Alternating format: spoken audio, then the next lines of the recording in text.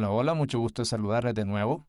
Estamos estudiando el libro del Éxodo, en el cual estamos estudiando acerca de cómo Moisés liberó al pueblo de Egipto, de hebreo de Egipto, ¿no? Y esta semana estudiaremos acerca de la Pascua. Para los hebreos, para forjar el carácter del ser humano, es necesario pasar por circunstancias adversas. Cuando se habla de Pascua, es un recordatorio de lo que hizo el Señor y a pesar de todo el mal que cayó para el pueblo hebreo, Dios guardó la vida de los hebreos. Entonces, esta celebración Dios la dejó como recordatorio para los hebreos, para que le cuenten de generación a generación que Dios los sacó de ese yugo de esclavitud. Vamos a pasar a un subtema, el cual vamos a denominar una plaga más.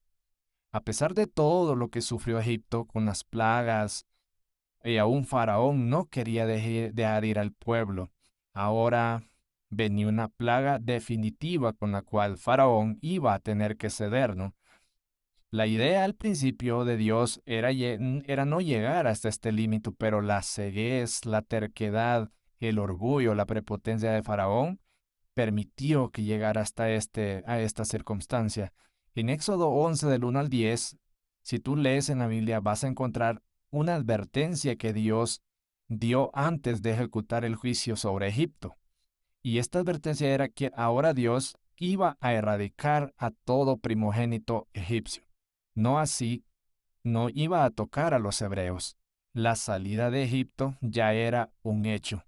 Dios le dijo a Moisés que había que hablara con el pueblo y que le pidiera a sus vecinos egipcios alhajas de plata y oro para llevárselos con ellos, no para que no fueran con las manos vacías, porque iban a llevar y la partida era eminente, porque en ese terrible momento el clamor iba a ser terrible como nunca antes había sido en ese pueblo de Egipto, ¿no? Nosotros también deberíamos intentar ser tan amorosos y justos como sea posible. Sin embargo, podemos caer fácilmente en los extremos, ya sea en hacer por amor a la vista ante lo malo, ante lo que debe ser corregido, ¿no? Entonces nosotros hoy en día también podemos hacer cambios necesarios y no dejarnos llevar por estos orgullos que mostró Faraón. Vamos a ir a una siguiente subtema. Vamos a ver lo que fue los preparativos de la Pascua. En Éxodo 12, del 1 al 20, hay unas instrucciones específicas que Dios dio a Moisés y a Aarón antes de que Israel abandonara Egipto. ¿Y cuáles son estas instrucciones? Bueno, Dios establece aquí el comienzo del primer mes del año, ¿no?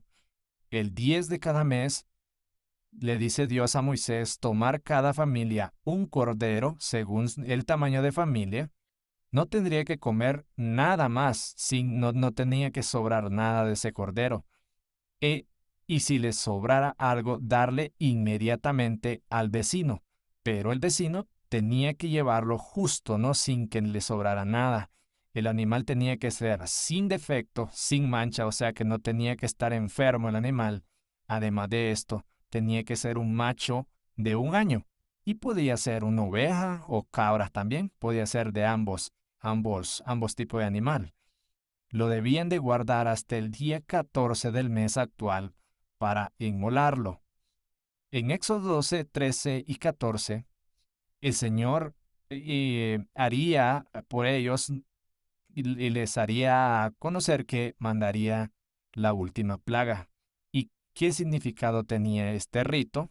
Con la sangre del cordero se podría en los dos postes y el dintel de la puerta, el día que pasara el ángel lo comería asado y panes sin levadura, hierbas amargas deberían de comer todos sin dejar para el día siguiente, y si quedara, lo debían de quemar al fuego. Deberían de estar debidamente vestidos y calzados como señal de respeto, además, porque esta sería una señal de que ya iban a salir del pueblo de Egipto, ya eran libres.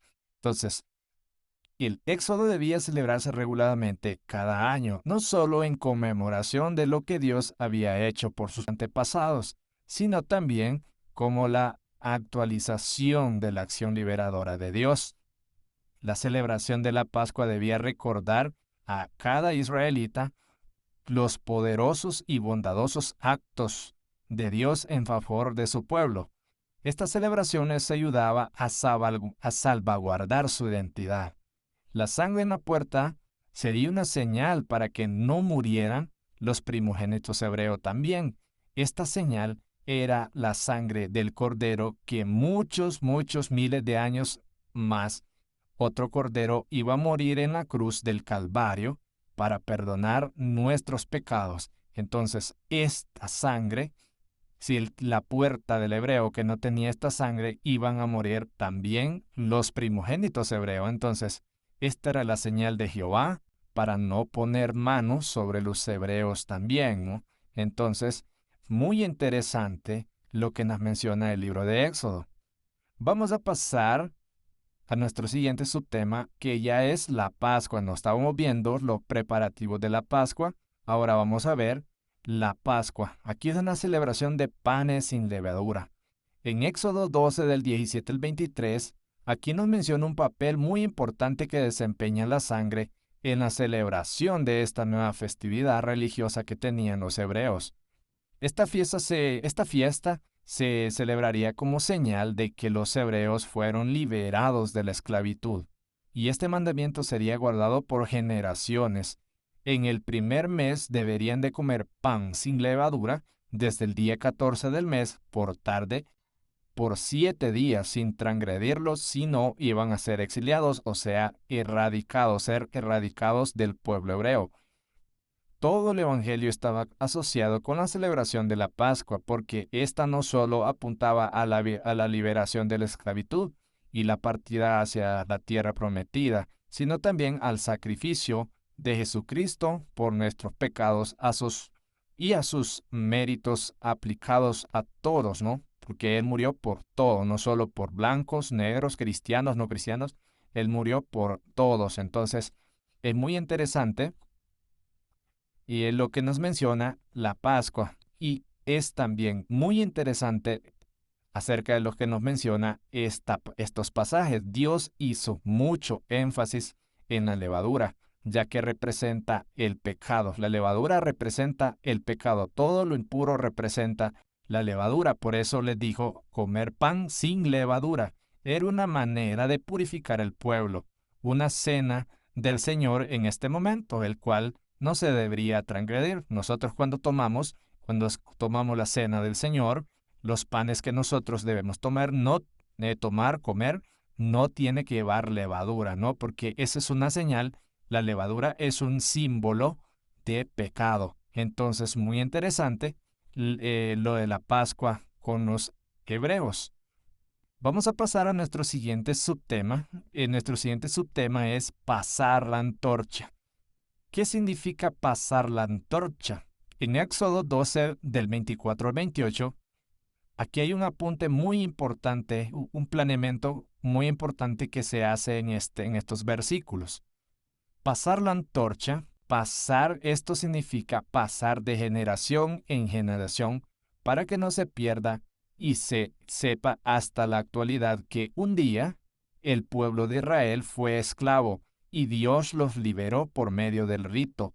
Los hijos de los primeros patriarcas conocerían esta historia, pero si no se contaba, las nuevas generaciones no conocerían del rito.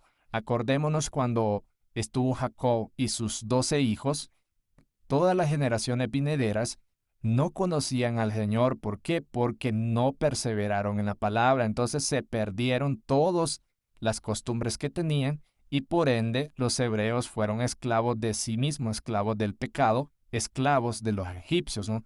Entonces es digno de notar que los israelitas estaban aún en Egipto cuando se les dijo que celebraran su liberación, ¿no? Toda la celebración fue pues un acto de fe, realmente. Y sin transgredir estas instrucciones, el pueblo se inclinó y adoró a Jehová, porque Jehová fue el que los liberó de esta esclavitud, de esta carga tan pesada que tenían los hijos de Israel durante 400 años. Ahora nosotros estamos llamados a pasar esta antorcha a nuestros hijos, que conozcan que un día fuimos esclavos del pecado y por difícil que sea salir de ahí, un día Dios nos ayudó. Nosotros ahora tal vez estemos en pecado, estemos en el mundo, pero si nosotros cambiamos, podemos pasar esa luz a nuestros hijos y nuestros hijos a los hijos de nuestros hijos. Toda la celebración fue pues un acto de fe, realmente, y sin transgredir estas instrucciones. El pueblo se inclinó y adoró a Jehová, porque Jehová fue el que los liberó de esta esclavitud, de esta carga tan pesada que tenían los hijos de Israel durante 400 años. Ahora nosotros estamos llamados a pasar esta antorcha a nuestros hijos, que conozcan que un día fuimos esclavos del pecado y por difícil que sea salir de ahí, un día Dios nos ayudó. Nosotros ahora tal vez estemos en pecado, estemos en el mundo, pero si nosotros cambiamos, podemos pasar esa luz a nuestros hijos y nuestros hijos a los hijos de nuestros hijos, para que el Evangelio eterno, que es la palabra de Dios, no se pierda, ¿no? El juicio divino. En Éxodo 12, el 29 al 30, nos menciona cómo Jehová Dios hirió a los primogénitos de Egipto. Dice que a la medianoche Jehová hirió a todo primogénito desde Faraón hasta el más bajo rango de Egipto, dando muestra que sus ídolos no serían capaces de salvarlos. Dios buscaba erradicar la idolatría para los egipcios y que crean en él de una vez por todas, y esto sin duda sería una manera eficaz de hacer que los egipcios creyeran en Jehová, creyeran que existía una eminencia, un todopoderoso, que más que las figuras que tenían los judíos, de los egipcios, ¿no?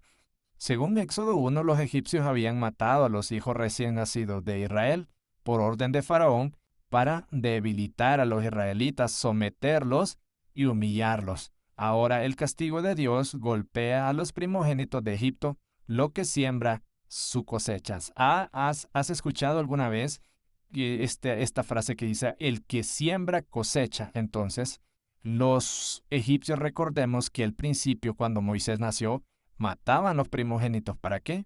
Para que el pueblo no se reprodujera.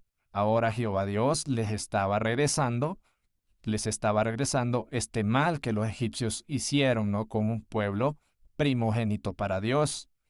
Los errores que como adultos podemos tener pueden recaer en nuestros hijos y o a nuestro alrededor. La única esperanza es confiar en Dios, así que cualquier decisión que nosotros tomemos, que podamos tener, que podamos tomar, puede influir directamente en nuestros hijos, ¿no? Así que te invito a que pasemos la antorcha, como dice la palabra, pasemos la antorcha, y que este juicio divino, cuando venga el Señor, no nos caiga a nosotros, sino que al contrario nos preparemos, seamos obedientes, así como el pueblo de Israel en la Pascua fue obediente, siguió las instrucciones de manchar los postes y el dentil de las puertas, para no ser tocados por el ángel de la muerte, por el ángel del Señor, que mató a los primogénitos. Nosotros pongamos nuestro sello, que nuestro sello sabemos que es el sábado, ¿no?